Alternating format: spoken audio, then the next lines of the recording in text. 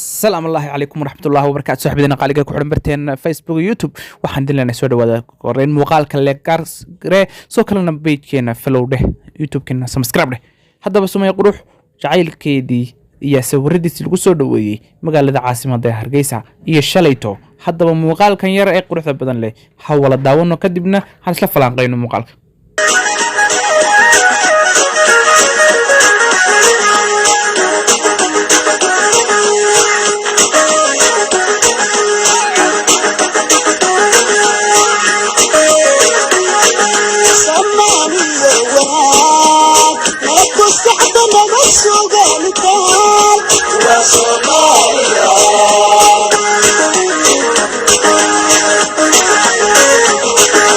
ليبك قيبتهين هور كسو داوتين داوده هيك قيمه بدن لو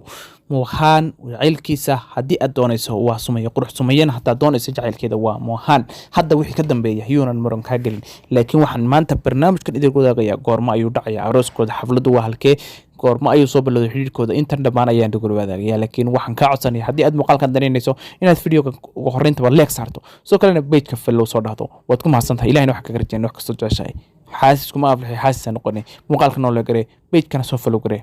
maxasanid moohan oo ah wiil ka soo jeeda gobolada dhexe ee Soomaaliya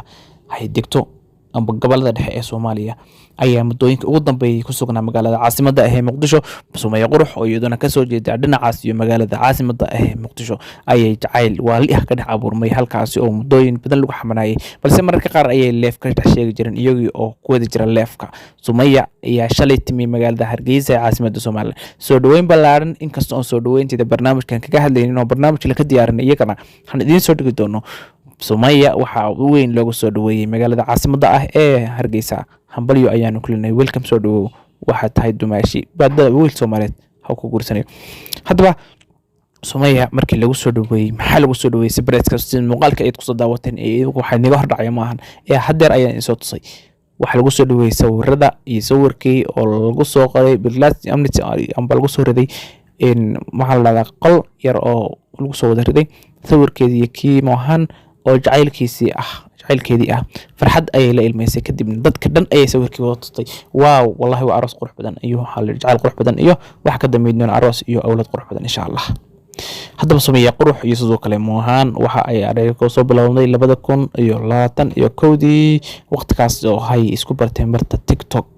inkastoo moohan ka soo hor aansana iyada ay jidnahay muddo dambe bilowday ay xagga Nairobi dhinaciida badan ku soo bandhigi jirtay ugu dambeyn waxay soo gaadhay magaalada Hargeysa balse waxa la rajeynayaa maalmaha soo socda inuu arooskooda ka dhici doono magaalada Muqdisho hambalyo aynu leenahay muuqaal kale ayaan ka diyaari doonaa guuleysta Soomaaliya